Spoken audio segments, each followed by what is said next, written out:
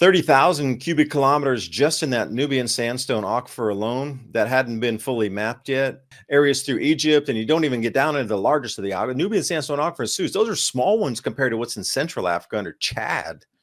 And those are African megalakes that used to be there. Drainage bases of African megalakes, way bigger than our Great Lakes. So imagine kind of the porosity in sandstone absorbing all that water. What's there? But it's always something that nobody really expects. Like people can throw out theories and ideas of how they might implement some of this stuff into this new world, but it never goes down the way that people think that it's going to go down.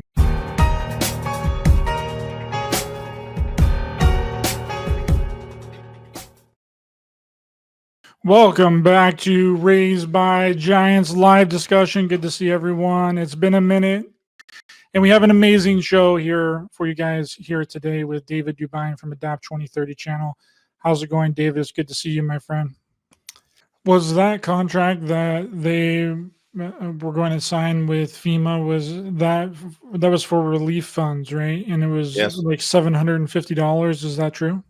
Yes. Absolutely. I because I don't like to say something unless I can double check it or prove it, but somebody actually had the contract and it had made rounds everywhere. And I even talked to a couple people on the Ham network that I listen to, and I'm in contact with actually two of them that are running supplies up. And that is absolutely a stated fact. Once you read that very fine print on the bottom. So what they have to do, there's a standard procedure. First, they have to get your approval to survey the property. That's page 1. And when you sign that, that's where it says it's a loan, not a, relief effort just given by the government, federal, as like, take the money, hope you can do something with it. Page 2, after you go in and they do the survey and they say, sign this, there's nothing on there that says anything you have to pay it back. That's how they catch people. So page 1, when you give them the permission to look on your land, that's where the fine print is. Please be aware and share that with anybody you know. If they take the money, they have to pay it back. Don't tell them not to take the money. They could definitely use the money and use the help, but they have to pay it back. It's not a gift. If they don't pay it back, they relinquish their land. Much like student loans. If you don't pay those back, they can lien everything you own. But this whole specifics on it is, we take your property if you don't pay it back. Not that we can lien your wages for X amount of years if you don't pay it back. They're taking the land out of the people in North Carolina if they don't pay it back. Again, land grab. Yes, no, I don't know how you would phrase that. I mean, it's deceiving because they don't tell you when you sign it. That's another thing. They won't point to that and go, by the way, here's the magnifying glass, and put on reading glasses and look through the magnifying glass and read that one font point at the bottom. They won't do that. For $750, that is a raw deal, bro. Like, at least make it 10 grand if you're going to take my land if I don't pay it back. Come on, FEMA, do better. Do better. You're going to take my land over $750, which I can't verify. I don't know if that's 100% true or not, but let's just say that it is true. That is wild. $750. If I don't pay it back to $750, they're going to come and take my land. That's probably worth, I don't know what land is really worth there, but not more than $750. Super. No, everybody wanted to move the countryside, so the prices here went like a 5x on everything. If you were in the countryside and you were on some usable land, it was like a 5x for everybody. Nobody likes getting older. One of the biggest reasons why is because our muscles become weaker, making the activities we used to enjoy more difficult to do and less enjoyable. But what if you didn't have to get weaker as you got older? What if you could actually become stronger? Celebrity fitness trainer Tony Horton says he's found a way to turn the impossible into a reality. It's a method anyone can do that takes about 1 to 2 minutes a day, and within a very short period of time, you can start to feel stronger, probably healthier than you have in years. Health experts have long believed age-related muscle loss is simply an inevitable aspect of getting older, but Tony Horton says he's found a much more effective way to help you fight age-related muscle loss and even build new muscle. In fact, the results have been so remarkable, Horton is now the subject of a short report detailing exactly how his body strengthening method works. It's online for free for the public to view and share. Go to tonyprotein.com/adapt now to watch the video yourself. That's tonyprotein.com/adapt. Or click on that link in the description box below and find out now. Or the 3x at the minimum. Like if you didn't get a double on your money, you got cheated. Like it was at least a 3 to 5x on every piece of property out in the hills that people wanted to flee to farm. If you had pasture land, it went from like 2 to 10, 12 actually. Someplace 13. I've seen some estimations of 17,000 from 2,000 to 4,000 to 17,000. You know, that's like a 4x. But everything everywhere is like a 3 to 5. It's expensive, and property taxes are expensive. But North Carolina was like this lush jewel that everybody wanted to get to. And it is very expensive comparatively to a lot of places in NC there. I read somewhere that during the hurricane that hit North Carolina, it also took out 3 dams. Is that correct? In saying 3, some people said 1, some people said 2, some people said 3. What number of dams got taken out from this hurricane as well, which probably was the result of a lot of the flooding that happened, not only with the rain, but on top of that, with the dams breaking, that's going to increase the flooding as well. They overtopped and they broke on the sides, just like we saw at Oroville, like ripped off the side. None of them collapsed into total catastrophic failure. They all overtopped. Duke Energy released all of the floodgates as high as they could go, and then they overtopped, and they were a waterfall. And I'm not talking like 6 inches of water going over, like 5 feet of water pouring over uncontrolled. And obviously that's going to rip out the sides. So massive erosion damage off the sides of those. So if there's another storm that goes up there within the next 6 or 8 months, they're going to have another exact phenomenon like this happen, because there's just no way to, there was so much erosion out of the dam. The dam's down 15 feet or something off the side where the erosion came through uncontrolled. So the dam wall's still there at a certain height, but where it was eroded is off that side. That's land 10 feet lower in many a place. Nothing catastrophically failed. All the dams held, but they were overtopped and massive erosion on the sides of the dams. And again, in addition to having the full floodgates open and then the overtopping and then the overspilling where just water finds its way. And I will say the evacuation orders were far too late. By the time those people got the evacuation orders, a 30-foot wall of water was already coming down the river, and it was just far too late. Even, the stories of it are like people are in their house watching the water come up to their front porch, and they're like, we just got to get out of here ourselves. And then they could hear something finally coming over the radio as they were actually crawling out of their houses to get up the back of the mountain as they're watching their house float away in front of them. Finally, they could hear something coming through on the radio, like, go to higher ground, go to higher ground. Well, yeah, that system also needs to be revamped. The early warning system, just like, when we had the Boxing Day tsunami or the day after Christmas across anywhere where that big earthquake occurred in Thailand and that huge tsunami all across the Indian Ocean, like they really bumped up their early warning systems for tsunamis. Well, there has to be another bump up the early warning system for this type of mountain floods, because whatever they had just was way too late and not deliverable, because so much infrastructure is already wiped out. Like there was no communication devices functioning at that time. By the time the word came, most people didn't even get it because there was no way for them to receive messages. Like the cell phone towers were already gone.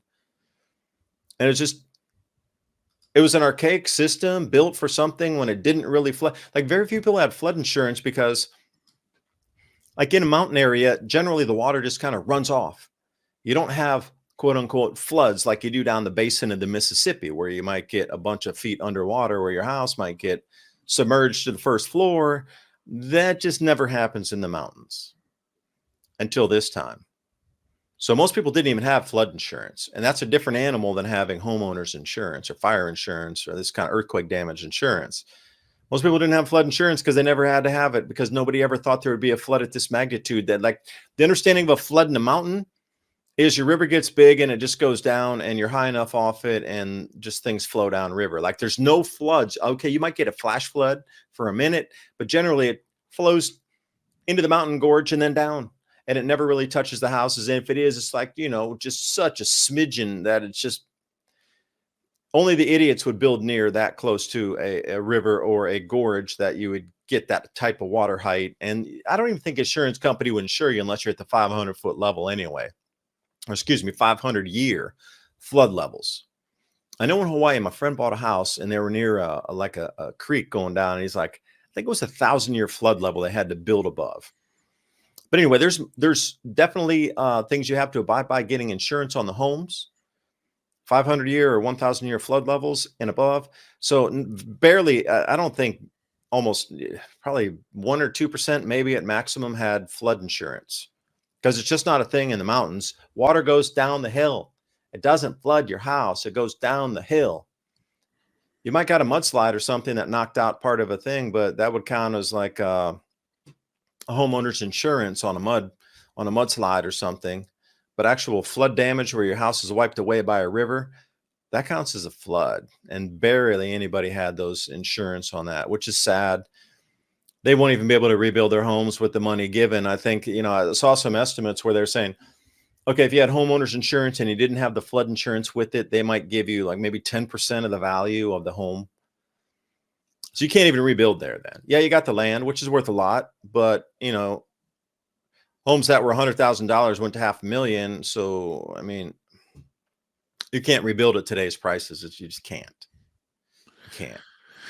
Yeah, speaking of response and recovery, a lot of people are pointing to this project Phoenix 2.0. Have you seen this? I think I've heard of it. Yeah, there it is. That same one. That was for Tampa Bay. Yeah, it is Tampa Bay, right? Yeah, and I've seen a lot of people post about it, and it's basically a simulation for a hurricane hitting Tampa and the response that would be issued. And the problem is that this project Phoenix thing was developed in 2009, right? This was developed in 2009 by Tampa Bay Regional Planning Council, right? It's 15 years old, and it's a 4-tier training program for local emergency responders and small business owners in Tampa Bay, and it deals with the immediate response and then short and long-term cleanup operations. It is a simulation of a Cat 5 hurricane type of worst case scenario hitting Tampa Bay, but Florida is a state that has been dealing with hurricanes for centuries now, and many people were relating this to Hurricane Milton, but it's no way, shape, or form related at all. It's 15 years old. It's not a drill to simulate a hurricane called Milton, and it certainly isn't a drill to simulate a Cat 5 hurricane, because that's what Milton turned out to be. It started at a Cat 5, and then when it made landfall, it turned into a Cat 3. And the worst that people got in Florida and southern Florida was some flooding and some damage, So some weather modification that was, right? And it's hurricane season, Hurricane season starts in June 1st of every single year, and it ends November 30th of every year. Now, if this had happened, let's say a hurricane just randomly hit North Carolina or hit Florida, let's say in March. Okay. Then you could say, yeah, that's pretty weird that it happened then, but it didn't. They both hit pretty much in the dead center of hurricane season. So, people are relating this whole Project Phoenix thing as being some kind of proof that these hurricanes were some kind of weather modification, geoengineering stuff, and when that's not the case. And again, I'm not saying, like I said in the beginning of this, that doesn't mean that they don't have the technology to do it. But though some of the patents and a lot of the things that people are sharing online are fake patents or non-working patents, I do think that they have the technology to possibly create something, or at least maneuver it, or do something along those lines, right? But this Project Phoenix thing is not any proof that it was some kind of modified event. It's so interesting, Dave, because when something happens all of a sudden, everyone on the internet appears to be experts on that topic, right? They magically know everything about it before anybody else knows anything about it, you know? And for example, at the end of last year, everyone was expert forensic anthropologist with the Nazca mummies. Everyone knew everything about the Nazca mummies. And then they were experts in wildfire science. There were wildfire science experts with the Lahaina fires in Hawaii. And then everybody on the internet was all of a sudden ballistic experts with the attempted Trump assassination, which magically everyone is just quit talking about and don't talk about it and act like it didn't even happen anymore, which is really strange. And now apparently everyone has a degree in meteorology, right? And atmospheric scientists and geoengineering. You don't think that's strange, Dave? Where did everyone all of a sudden obtain all of these outstanding degrees in all of these areas of study? It's unusual. Some of these patents are viable in a laboratory, but when you're trying to scale it to a hurricane that's absorbing heat from the sun at something like 1.7 quadrillion watts per second input into that system, for us as humans on this planet, I mean, even CERN uses far less power than that. So the idea that using electromagnetic frequencies to steer something, for me, I just don't think the power input's there, because NextRad towers are, 0.75 megawatt, not even a full megawatt for each NextRad tower. So even if you're fired every single one up, you're only talking several hundred megawatts, and you're talking quadrillions of watts. And then bringing that down in, you're talking, hundreds of millions of megawatts if you want to divide by a million to get that conversion. And you look at the power scales and it just could be, maybe not. But I do say that well-known science that has very big effect, that costs very little and can be dispersed over a wide area, is carbon black seeding or graphene particle seeding, electrostatic or superconductive graphene seeding on top of the hurricane. Like if they had multiple planes going over there, dispersing on a certain rate, but you're talking somewhere 60,000 foot in the atmosphere, above 70,000 foot to get that drift down on top of that storm system. These planes won't even be on radar, unless, most of them would be ghost planes, but you'd have to have fleets of those. And the amount of carbon black coming out too. Now, putting it on top of a storm system so the heating can create an upwelling on a certain quadrant of that storm, that's well-known science. You can do that. But another thing that nobody talks about that has to be required is a high pressure blocking system to kind of lock that thing in and push it a certain direction. But again, to create a high pressure system that stays there for days or weeks on end in a certain area, oh my gosh. If you were going to do graphene seeding up there somewhere, carbon black dispersal, I would be raining black particles out of the sky, because that's about how long you would need to put it up there, is the dropout rate would start to match the dispersion rate after like 2 weeks, where you've seen all this black fine dust coming out covering everything. But there were no reports of that. So to be able to say that they've artificially created that high pressure system that locked that hurricane in place to make it track up this way, I mean, you would be seeing an enormous amount of black dust everywhere, all up and down the entire southeast U.S. None of that was reported. And even now, it should be coming down in rainfall, where we should be seeing like black soot rain everywhere.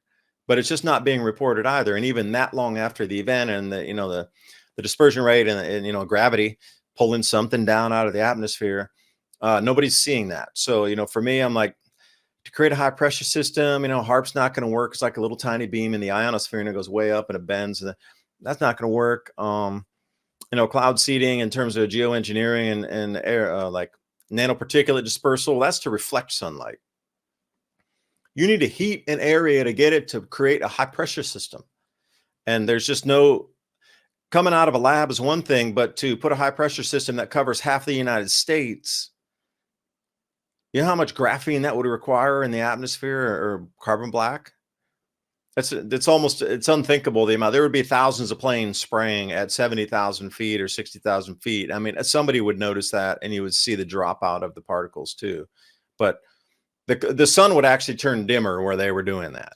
And nobody reported. It's been crystal clear skies forever over an enormous amount of these places. If you're telling me you're going to see that much carbon black to create a high pressure and the sun didn't dim at all, that's really hard for me to believe, because visually, optically, you would see something, because they would need to put that much particulate up there to heat it, to get it to upwell, to create the high pressure system. Like if you just do, like you could do it in a lab. Yeah, I absolutely could. That's where a lot of these patents are made for. They're laboratory experiments that could be replicated in a laboratory, but on larger scales. In terms of continental scale, I just don't think we're there yet. It's wishful, and I really believe a lot of this might be psyopish, where they want you to believe they have this much control. But they're far from it, unless there's technologies out there that are unknown to us, that are 50, 500 years advanced from where we sit now. But then you're starting to talk about, Sumerian technologies that were brought through the collapses for the last, 7,000 years, that were those technologies to set up that advanced society at that time. Like, you really got to stretch to try to bring it into something that makes sense of this manipulation. I understand you can like seed part of it to make it collapse on itself and intensify. You could steer it to an extent, but to put a high blocking pressure system in place to make it run up a certain line, that's outside my concept to think that's possible right now. But perhaps I'm wrong. I'm always willing to learn and absorb new information. No pun intended with the heat absorption on the carbon black. Yeah, again, guys, I'm not saying that patents don't exist. Some do, but just because a patent exists, which a lot of this came from Alex Jones. Alex Jones was on this. A lot of the conspiracy community just listens to Alex Jones in the morning and then goes out and parrots everything that he says later on that day, like verbatim, the same thing, and acts like it's their information. I'm not saying that patents don't exist, but just because they exist doesn't mean that they're actively being used, and that doesn't mean that this hurricane was some kind of weather modification thing. If you applied that logic to the CIA has a patent for a heart attack gun, over 1,000 people die of heart attacks every single day. Is that all those people dying from the CIA heart attack patent gun? I don't think so. So you can't apply a logic because that there's patents for something that means that's proof and evidence that something that this hurricane is a manufactured hurricane. That's garbage, in my opinion. It's getting to this point where this community, Dave, is just going to implode upon itself, and we're getting to that point right now, and I see it. I see it coming, and I'm trying to tell people. Don't be saying things that before you have all the evidence for. Don't be saying things that you don't know anything about, because it's just adding to this echo chamber of garbage and nonsense. And we pointed out two events that were echoey nonsense too. Since our shows, we've done shows together. We pointed out two of those that never manifested. Remember that? I said a tsunami was going to hit California, and it didn't, but I still think something might be coming for California. California hasn't had anything wild and crazy happen to it for a really long time. Not a lot of damage. There hasn't been a lot of earthquakes that's created a lot of problems in California. So I think something is going to come for California. But yeah, I definitely, what did I say, within like a year or 2 years or something like that. But yeah, I was completely wrong. And I own that. 100% I was wrong on that. And, but another thing that we talked about before the last time that you were on my show, that people are also applying to weather modification and HARP, is these auroras that are happening, that people are seeing further south than normal. But if you remember, Dave, the last time you were on, 6 months ago, we talked about that exact same thing. The same thing was happening. People were seeing the aurora further south than they normally do. It's the exact same thing, and they did that same thing again in 2023. It's because of solar storms. The solar storms is pushing the aurora, the northern lights, further down south, and because HARP is like a very popular thing to talk about now. Now it's just HARP. It's HARP. HARP is creating the simulation in the sky to show people in the south this aurora. The northern lights, they're magically seeing it because HARP is generating the northern lights. It's wild. When the exact same thing was happening 6 months ago, go back to the previous show, the very last show that me and David were on, we were talking about this. We talked about how people were seeing the northern lights pretty far south. And then if you type into Google, other times that the northern lights has been seen further south, you'll see that it happened in 2023 as well. Happens all the time. And to wind up here, a declining Earth's magnetic field and higher solar activity, those two things are going to push aurora further south. If we don't have the shield in front of the planet to stop those particles from running in and down the magnetic field lines, then what do you expect to happen? Of course, this is going to be a phenomenon too that's going to get far more intense. So if you think you're seeing some crazy stuff now, this is just the beginning of it. This is the beginning of the amplification phase of this cycle that we're going to work through. And again, I will say it clearly that all of the powers that be, quote unquote, understand this cycle has returned. Now, can every place on the planet be salvaged? Obviously not. They understand where the non-salvageable zones are, and they also understand where the areas that shall increase in bounty will be, like Sahara, desert now greening, the North African Sahel, but a lot of areas 45 north and above to the pole, and then 45 south to the South Pole. Crop production is going to go to nearly zero in these areas, so you're going to have to set up a new crop growing area. And why would you not build it where the above ground water rainfall is increasing from the West African monsoon all the way across Africa in the north? And then you could tap all those aquifers from beneath like Gaddafi did, and then Nubian sandstone aquifers, Sus aquifers. It's like million square kilometers of water under there in the aquifers that hasn't been tapped yet. And that's probably very low estimate in terms of, because you got to think there were like 30,000 cubic kilometers just in that Nubian sandstone aquifer alone that hadn't been fully mapped yet. And then the Sus aquifer, you're looking at another 30,000 square kilometers. You're already, and then areas through Egypt, and you don't even get down into the largest of the aquifer. Nubian sandstone aquifer and Sus, those are small ones compared to what's in Central Africa under Chad. And those are African mega lakes that used to be there. Drainage bases of African mega lakes, way bigger than our Great Lakes. So imagine kind of the porosity in sandstone absorbing all that water.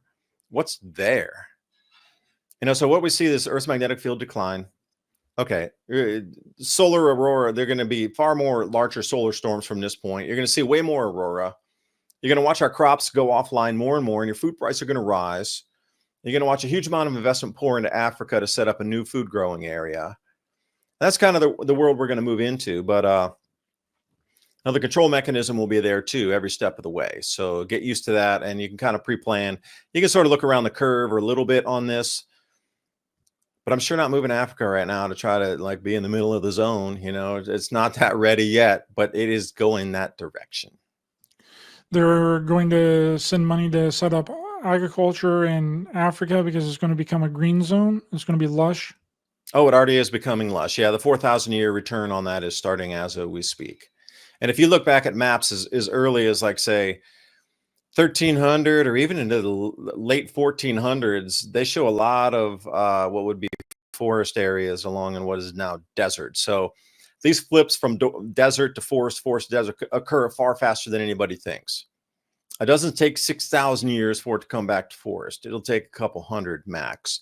And if you can already know where the precipitation's falling, there's a huge amount. This one, okay, so everybody looked at, if you go to sot.net and you scroll down into their Earth Changes section, Morocco had a huge, massive amount of rain come down. And just in one night, the water had pooled in and created a 7-mile long by 3-mile wide lake in one evening.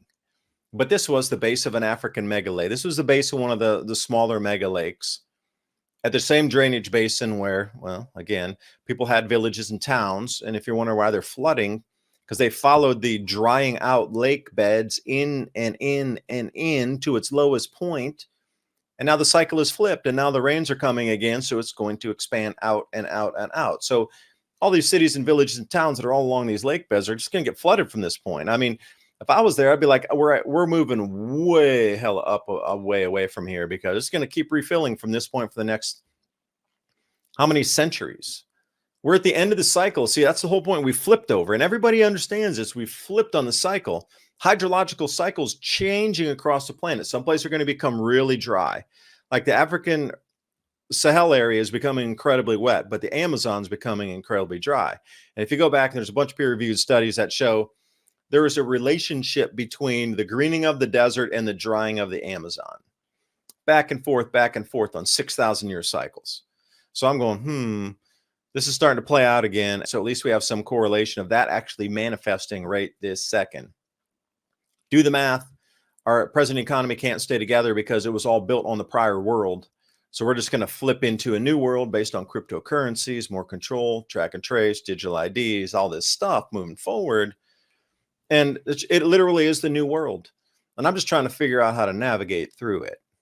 So I appreciate you having me on, but any last thoughts on that? I would love to hear it. I think that is, I think that the thing is how they're going to do the things that you said. That's the real question, is how. Like, yeah, we can talk about that these things are coming, but it's always something that nobody really expects. Like, people can throw out theories and ideas of how they might implement some of this stuff into this new world, but it never goes down the way that people think that it's going to go down. It's always, there's a curveball that's always thrown in there. And Dave, thanks so much for coming on. Appreciate you a lot. Let the audience know where they can find you, and tell them about your new website that you got up as well. Oh, the Civilization Cycle podcast. We're firing while we're going civilizationcycle.com. Check it out there. Put your email in. We'll get you the show notes on every single week that we talk live Thursday nights, 10 p.m. to midnight on Revolution Radio. Streaming through Rumble is our main point out on that, and the Adapt 2030 channel. So we continue to, along with Ransom, try to bring you the information on a weekly, as well as the video updates I try to do pretty much every day, every other day. But it's all about getting the information out so we can come to solutions together and understand, like you said, it's a curve. Things are always constantly in motion. It's never going to be straight from point A to point B. So by putting the information out, at least we can try to come to some solutions together here on, it might not be 100% the way it goes, but what if it's 80% correct and the other 20% needs to be navigated day by day? At least you kind of get the general trend of where it's going, not the exact play-by-play, but the trend. Absolutely. I agree. I'll get that website in the description of this video. Thanks so much for coming on, Dave. Really appreciate it. It's always wonderful talking with you. Thanks everyone in the chat. Please be sure to hit the thumbs up button to help the channel and the algorithm. Share, subscribe. You guys very much. See you all next time.